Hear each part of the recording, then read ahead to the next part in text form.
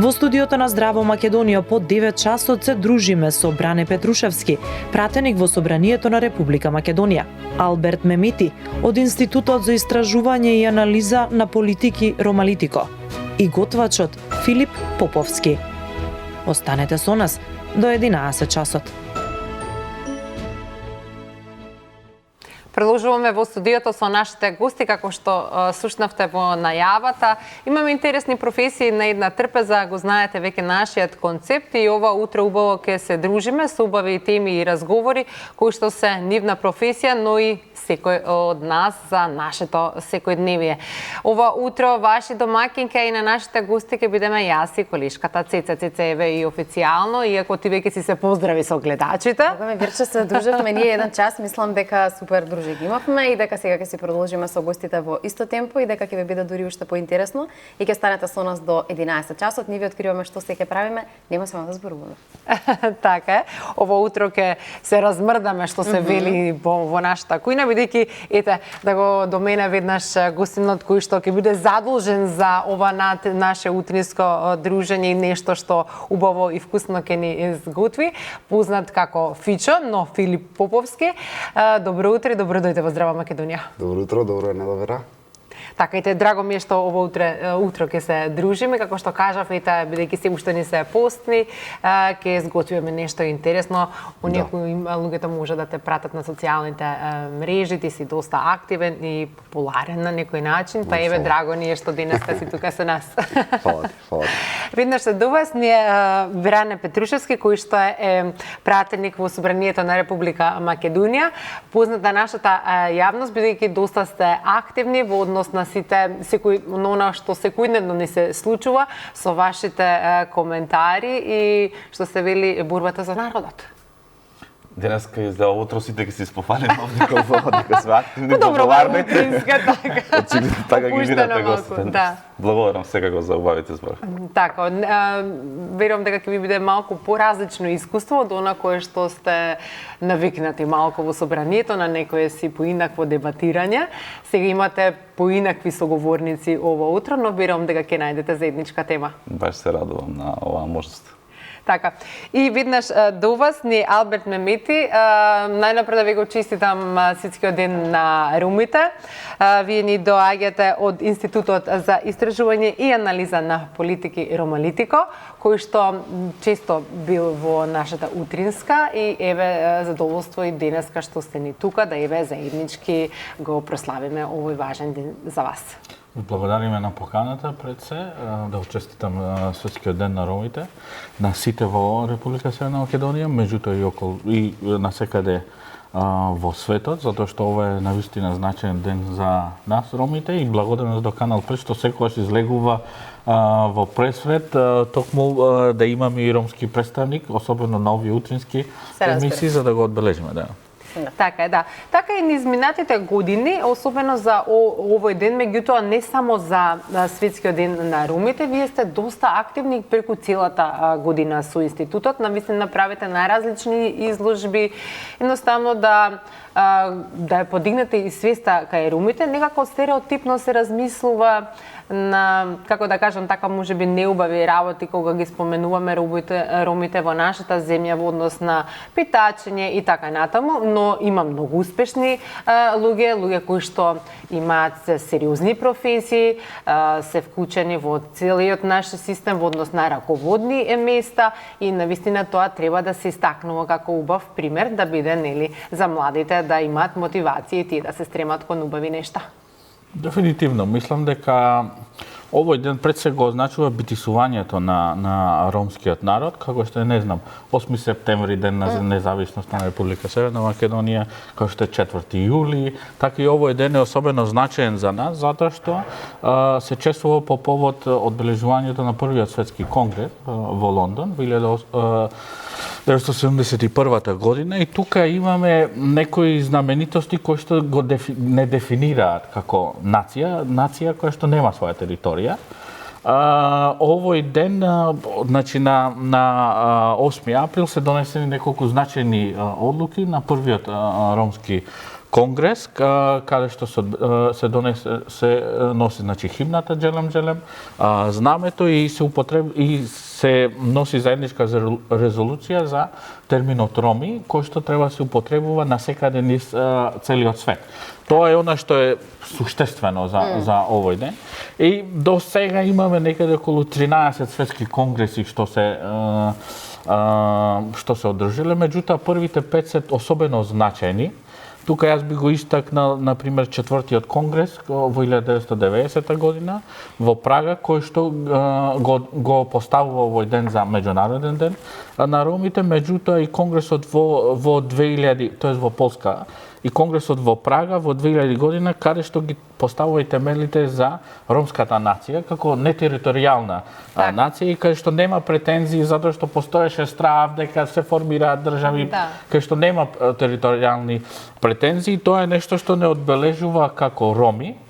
Ние, како што кажавте, секоја година правиме различен вид на активности. Оваа година решивме да го одбележиме овој ден со доделување на сертификати од една проектна активност која што ја имаме, која што се однесува до пристапот на ромите до пазарот на труд и поврзување со работа, која што е финансиран од VFECT од шведската амбасада. Денеска ќе доделиме баш околу 60 на дипломи за луѓе, жени кои што имаат поминато сертифициран курс за негуватели по дома и за поставување на фотоволтаици. Ова активност ја правиме за да го одбележиме овој ден како символика за тоа. Меѓутоа, она што е значено дека значи низ нашето портфолио сме реализирале различни активности кои што се надевам во текот на емисијата ќе имаме и можност да ги видиме, да ги споделиме. Така, ви благодарам многу. Еве како што бидејќи спомнавме на некој начин вработување и она кое што е значено сепак е стандардот на нашите граѓани. Ние денеска како една од тимите, бидејќи ни доаѓа еден од најголемите наши празници Великден, го спомнавме јагнешкото месо кое што рекордна цена оваа година околу 660 динари ќе изнесува, што на вистина е прашање дали ќе може секое семејство да го одбележи на соодветен начин овој значаен празник. Вие повеќе пати во јавноста зборувавте околу синдикалната кушничка и еве на оваа тема ако може да продискутираме кои се заложбите и едноставно ете како да се дојде до некој пристоен и достоен начин на живот. Најпрво ќе ми дозволите и мене да го честитам 8 април денот на Светскиот ден на ромите. Посебно сакам да се честитам на моите сограѓани од населба Средоре во Куманово, населба Бавчи, да ги поздравам на овој ден. Ромската популација или ромскиот народ во Република Македонија е еден од најлојалните граѓани на оваа држава и мислам дека заслужуваат многу повеќе од она кое што досега барем државата го има возвратено за нивната лојалност и се надевам дека во наредниот период ќе покажеме одредена разлика и во делот на животот на ромите, затоа што и покрај убавите и позитивни примери кои што ги имаме, сепак не смееме да заборавиме дека најголем процент од ромите живеат на маргините на екзистенцијата и те како се неопходни соодветни политики од страна на државата за да ги подпомогнеме овие луѓе кои што еве докажуваат дека доколку имаат соодветна поддршка има и успех загарантиран. Така што во наредниот период ќе работиме и во делот на подобрување на животот на ромите и нормално на сите граѓани. Живееме во еден период во кој што секојдневно се зголемуваат цените. Нешто кое што еве консистентно е со години назад. Добро е што барем денеска слушнавме од Заводот за статистика дека полека инфлацијата се доведува во нормала, доли после подолг период имаме сега намалување на инфлацијата, што значи дека полека, но сигурно политиките ќе дадат ефект. Се надеваме дека тоа ќе биде побрзо и во поголема мера почувствувано од страна на граѓаните. Она кое што е задача на владата нормално е да спроведува политики да ги зголемува приходите, платите на граѓаните. Успеавме да обезбедиме со соодветни договори со синдикатите зголемување на платите во образованието, веќе 15% за неколку месеци, во Здравството исто 15% за неколку месеци. Се одветни убави инвестиции имаме најавено во овие сектори. Дополнително, да не ги заборавам, вчера беа најавени зголемување на капитацијата на матричните лекари, што е исто така многу позитивен момент, затоа што веќе многу години таму немаме ништо мрднато од овакво Да, и да вистина беше проблем. И беше проблем и мотивацијата, сега добиваме малку помотивирани здравствени работници, образовни работници, ќе се даде тоа ефект.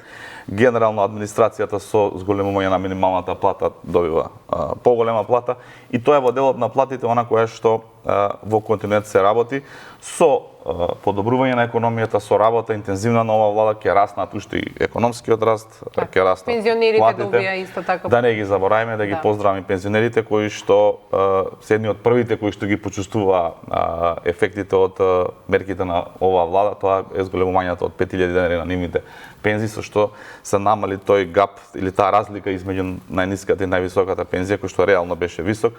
Продолжуваме и таму со ефективни мерки, така што има многу работи кои што ќе ги правиме во наредниот период. Меѓутоа, она кое што мора да го истакнеме дека државата не е во кондиција во која што одредени граѓани сметаат дека е, односно ја наследивме, во една руинирана кондиција за да можеме ние преку ноќ да донесеме мерки со кои што веднаш ќе се подобри живот. Или веднаш ќе се почувствува на некој начин. Па треба време за економијата е таква работа. Еве и вестите беа пред малку, има сериозни поместувања во геополитиката.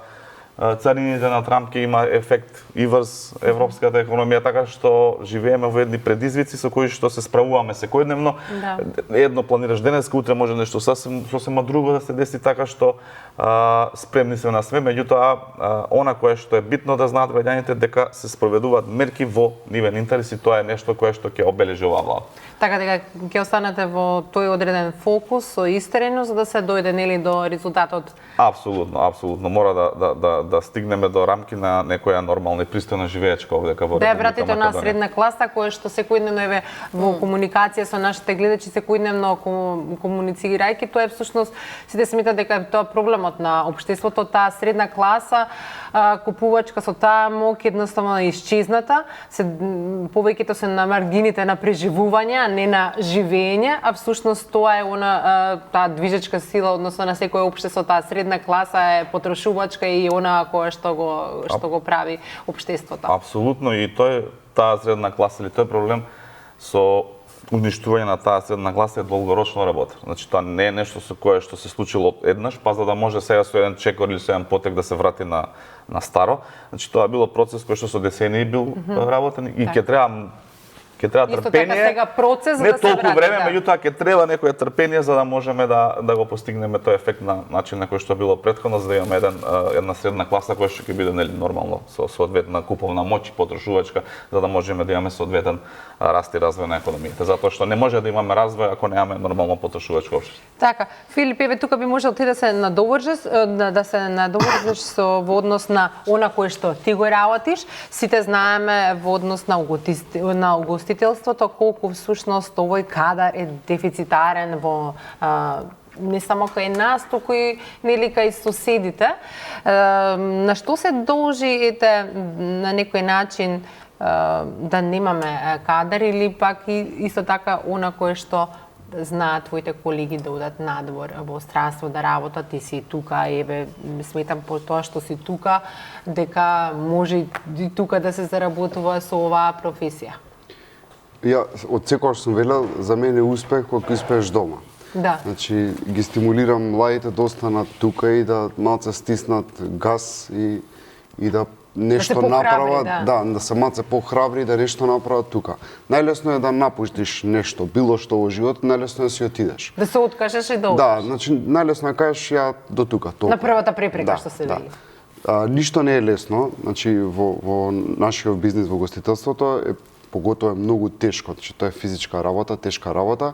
Да, во минатото не била толку добро платена, меѓутоа како се качува целиот стандард, еве велите се качува гнешкото место, рачуните дека сега кога слушав колку проценти се качени платите, нели збориме за некои 15%, 20%, 3%, во гостителството се неколку стотини проценти качени платите кај нас и можам да речам дека моментално има угостителството највисоки плати од кога постои оваа држава. Од кога ти знаеш и си Од јас знам почел, за себе, да. Сега одлив секогаш ќе има, поготово во овие месеци, да речеме сега пролет лето, многу од моите колеги одат надвор, поготово Грција, Хрватска, Црна Гора. Највеќе Хрватска, Црна Гора, така. Зашто таму некако условите се подобри или што велат тие? Нивните граѓани одат негде, нашите ги покриваат нивните, бидејќи платите што ги добиваат нашите македонците таму се, да речам, доста повисоки од нашите одека нашиот стандард овде.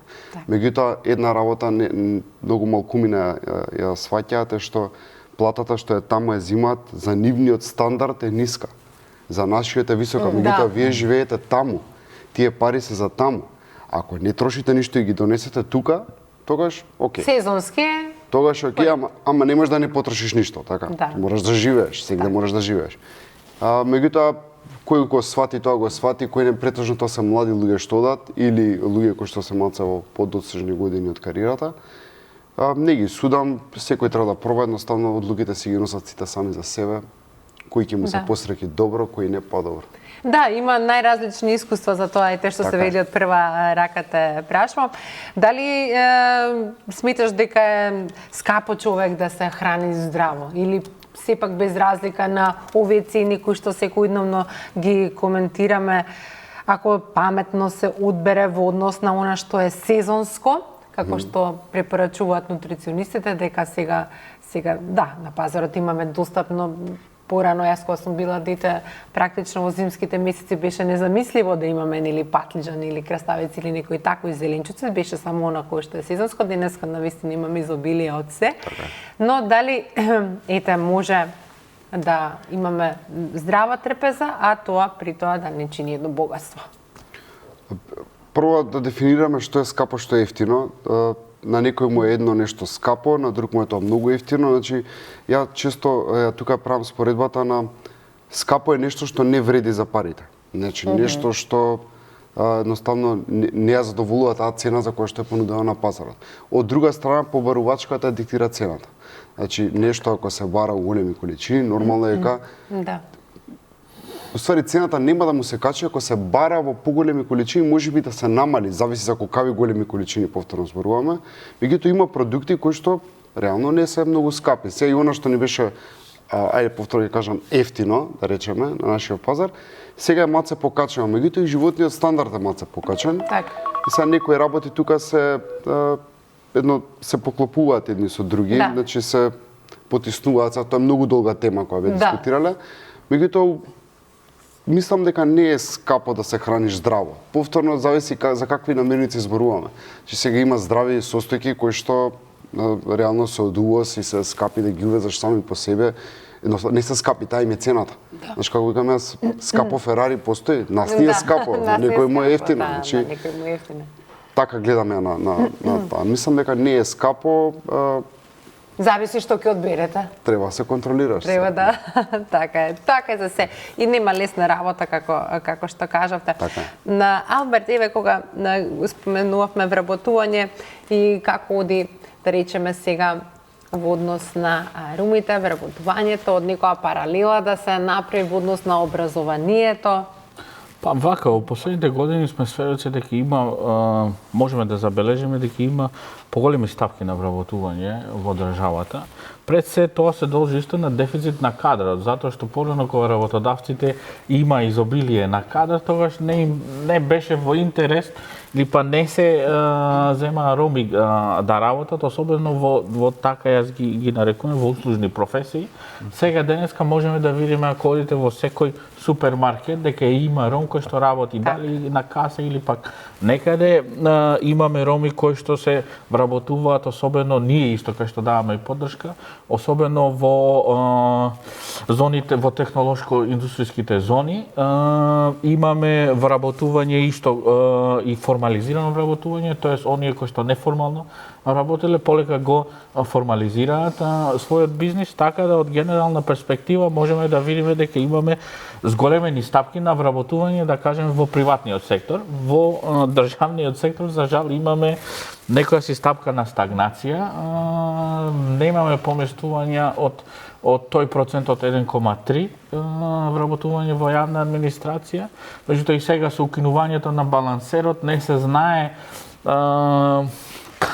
каде сме распределени во смисла на работните позиции кои што се нудат. Порано значи се истакнуваше етничката застапеност што се бара на водењето на јавна администрација, меѓутоа сега нема и сега стравуваме дека овие вработувања пред се ќе одат во, да кажам, во политичката кошница, затоа што политичките партии ќе ги дефинираат во својот систем кои од ромите ќе бидат вработени. За жал имаме такви наговестија кои што се случуваат во јавната администрација. Меѓутоа имаме институции каде што не знам, Министерство за култура, имаме во определени општини, во образовни институции каде што нема ниту еден вработен ром. И тоа е, за жал, поразувачки, затоа што имаме доста квалитетен кадар кој што во последните години имаат и завршено магистратури, се запишуваат и на факултет, имаме зголемени стапки на запишување на факултет, особено кај жените ромки. Тоа е за поздравување, меѓутоа мора да кажам дека дефицитот се случува и кај нас еден ефект, особено тие што веќе дипломираат, што не можеа да најдат работни места тука во оваа држава, одат на ниско платени позиции во Германија. И за жал тоа е феномен кој што генерално го чувствуваме сите како држава, одливот на кадри, меѓутоа на високо образовани кадри кои што одат на ниски работни позиции. На тој начин државата го губи човечкиот капитал тука кој што години се вложувал или пак се давале стипендии и за жал овој кадар се намалува, затоа што не постои некогаш да се најдат и добри работни позиции, особено на домашниот пазар на труд. Имаме различни причини, тоа е една е дискриминацијата, нивото на образование, меѓутоа се имаат помрднато работи. Сега, дали е задоволувачки да кажеме за 30 години дека се имаат поместено работите, секако дека за нас како заедница ние сакаме и сме амбициозни, многу повеќе да има. Меѓутоа, за жал, треба да видиме и дека некои од овие политики навистина допираат кај народот. Ние имавме заложби за, кога ги спомнавме активните мерки за вработување, имавме и во интервенции во дел на стратегијата да се постои 5% квота за да учествуваат ромите во активните мерки за вработување. Меѓутоа има и услови и критериуми кои што не дозволуваат. Например, минатата година ние имавме за отварање на бизнис за грант со самовработување, имавме еден од критериумите да имате задолжително средно образование, кој што не секогаш соодветствува со реалноста кај ромската заедница, затоа што имаме ние доста бизниси кои што одат, меѓутоа немаат средно образование.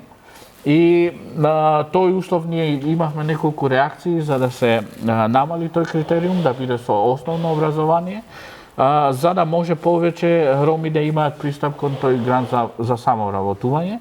Сведоци сме дека тие што добиле грантови за самовработување почнале го развиле својот бизнис.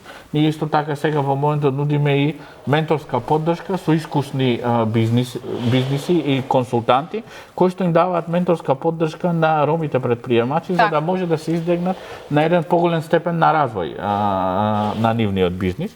И вакви мерки се потребни, меѓутоа потребна и поголема поддршка од владата, затоа што ние сме во очекување 30 години да се смени и се уште можеме да кажеме па не дека се случуваат различни кризи. Еве сега ќе кажеме, не знам, ковид криза, па економска криза, па инфлација, па сега и слично, геополитичка криза.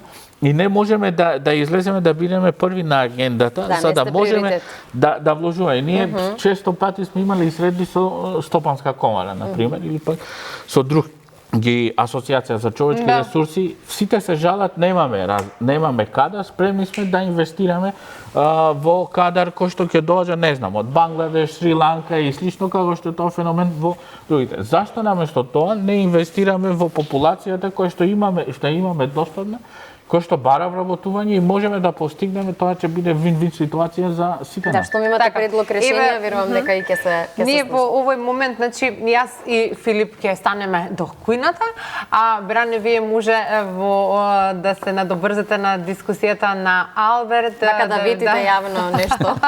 Да видите. Не ветува ништо. Да, Филип и јас и ти одиме во кујна, таман а ние да се наместиме. Добро е, и вакви емисии се добри, иако е утринска нели програма, сепак да се слушне мислењето. Баш вчера имавме состанок во делот на дефинирање на овие активни мерки за само вработување и сите оние активни мерки кои се во делот на Агенција за вработување, така што се работи тој акционен план. Добро е да се слушнат овие забелешки, доколку има Алберт уште, слободно можеш да ми пренесеш и надвор од емисијава, ќе ги разгледаме, ќе ги имплементираме нормално, зашто не се тоа е во насока на крајните цели на тие мерки, тоа е да имаме што повеќе луѓе кои што ќе ги искористат за да се вработат и за да имаме луѓе кои што попристојно ќе живеат од она кое што е претходно. Така што те охрабрувам да овие мерки ги разгледаме заедно и да ги имплементираме. Да, ето, убаво. Пред да се префрлиме во кујната да видиме што се готви таму, господине Петрушевски, морам да ве прашам за распустот кој што си го дадовте во собранието. Бевте на вистина мета на критики на јавноста, кога цела Македонија се крена на нозе и тагуваше, вие се распуштивте. Како го коментирате тоа? Па најпрво мислам дека терминологијата е несоодветна и е најверојатно поттикната од една политичка опозицијска партија која што употреби дека сме се распуштили, сме били на одмор, апсолутно не. Она кое што се случи е да почитувајќи ги жртвите и она кој што се покажа подоцна, ќе објаснам што, координаторите на патриотичките групи одлучија да се откаже седницата која што беше закажана за таа недела, затоа што сега не знам колку граѓаните следат собрание, не дека па сега секој ден има седници во собрание и претходно. Но затоа ве прашувам, имате можност да објасните така, што се случи, да. И благодарам за таа можност. Така што се откажа таа седница која што беше наменета за поставување на пратенички прашања. И ако се види од аспект на она кое што се случи претходно сега на пратенички прашања кои што ги имавме оваа недела, односно минатата недела, ќе се заклучи дека од тој аспект гледано добра одлука е донесена затоа што се направи една брутална злоупотреба на трагедијата на он што ни се случи во Кочани заради политички цели, што сметам дека е од секаков аспект, ниту морално, ниту етички, ниту опозицијата ја обвинувате? Оние кои што поставуваат прашања, тогаш генерално се поставуваат прашања од опозицијата и реториката која што се користи, значи најмалку се покажува грижа за настраданите, најмалку се покажува грижа за оние кои што не се помеѓу нас и нивните семејства, мислам тука, најмалку се покажува идеи, можности, начин како да се помогне на тие луѓе, како да се вратат во нормално, тешко, меѓутоа како да им се помогне на страна држава, да се покаже една грижа. Значи тоа ништо го немавме, освен гола политиканство и навреди, лош лечник за нешто кое што сите не погоди. Така што ќе се навратиме мислам дека тој аспект е добра. Накратко објаснивме, Верче, да видиме што правите вие. Да, еве Филип, денеска подготвуваме, бидејќи се уште ни се пости, нешто здраво. Ова е здраво, е посно, брзо. Да, многу брзо. Еве еден доказ дека може да се да не е скап здравиот појадок, да речем. Така. Секој рече тој дабе јагоди ставаа скапо. Да, јагодите се скапи како кило, меѓутоа ние ќе употребиме 3-4 парчиња јагода, тоа сметам дека не е страшно во цена. Да. Добро, секако има и друго овошје. Ова денеска е таков избор направивме. Може, кога станува збор за овошјето, секој најразлично да си стави, верувам, во ова некоја овесна каша која што се прави. Кога се прават салати или овошни салати или вакви појадоци како овесна каша, треба да бидат шарени. Колку пошарено, толку поздраво, толку повкусно. Значи, овие појадоци треба да бидат шарени. Повеќе бои да имаат, што се види. Да. Нутриционистички да бидат издржани. Зошто се препорачува овесната каша да биде наутро? Држи доволно доста свит. хранлива и доста калорична. Значи, овесна каша во големи количини не е диетална храна. Така. Значи, Треба она да се има внимава. сериозна бројка на калории, мислам ја препорачувам да седат 4-5 лажици максимум сув овес. Се меша, ние оваа ситуација ставивме бадемов напиток, не е тоа млеко. Да. Тоа е посен и ова е сериозна калориска бомба. Не е добро навечер, биејќи се вари подолг период, треба Так. 2-3 часа да се свари, и ќе ве држи сити сигурно. Значи, До 2-3 ручекот часа. секако. Би Па, требало. зависи со што се бавите, али да, во принцип, доста долго време. У секој случај, подобро е да се изеде некој ваков поедок, отколку да се наполниме со лебови, не знам, оние мрсни пецива и така натаму. Постојат ли те здрави некои пицива кои што ние сме народ кој што си сака месено, си сака баничка, фита. Нема ништо здраво.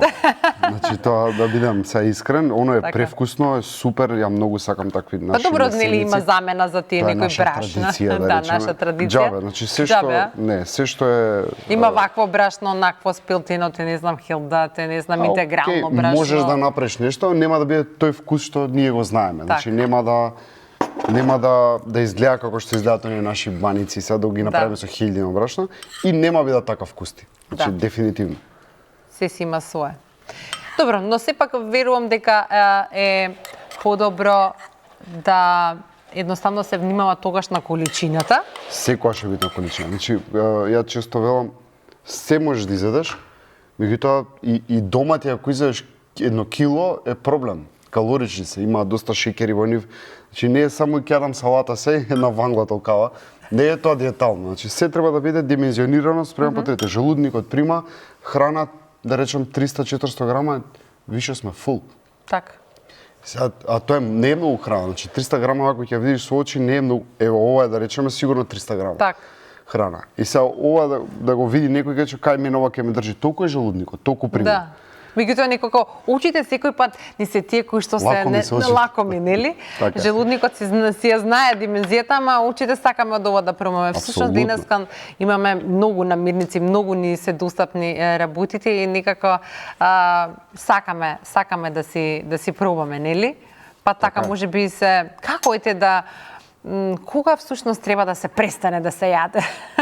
Кога е најсладко. Како Кога е кажа најсладко? старите. Слушате ги старите, секогаш нивните совети имаат, да речем, ајде, употребна вредност. Ја често велам, буквално за се се оправа. Сите оние што се поговорки од постарите, Не се важат до ден денес и ќе важат секогаш во иднината. Значи, баш треба да прекинете кога е најсладко, бидејќи после тој момент више преоѓаме во прејадување. Така. Прејадувањето е голем проблем, поготоа на овие простори, цел Балкан е проблем. Ние сакаме нека трпезата да е полна. Видете ги странците.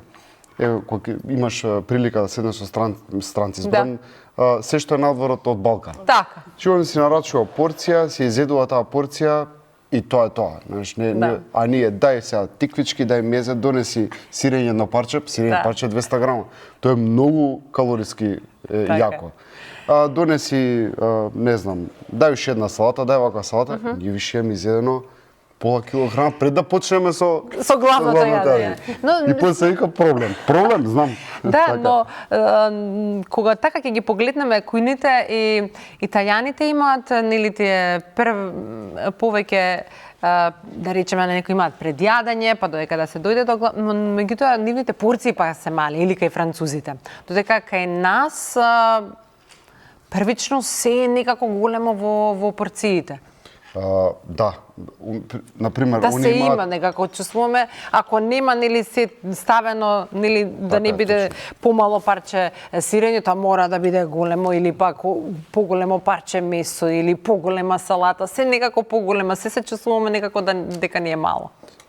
Значи, проблемот е кај нас што ние да речеме еве паста. Италијаните така јадат паста, меѓутоа јаде 100 грама.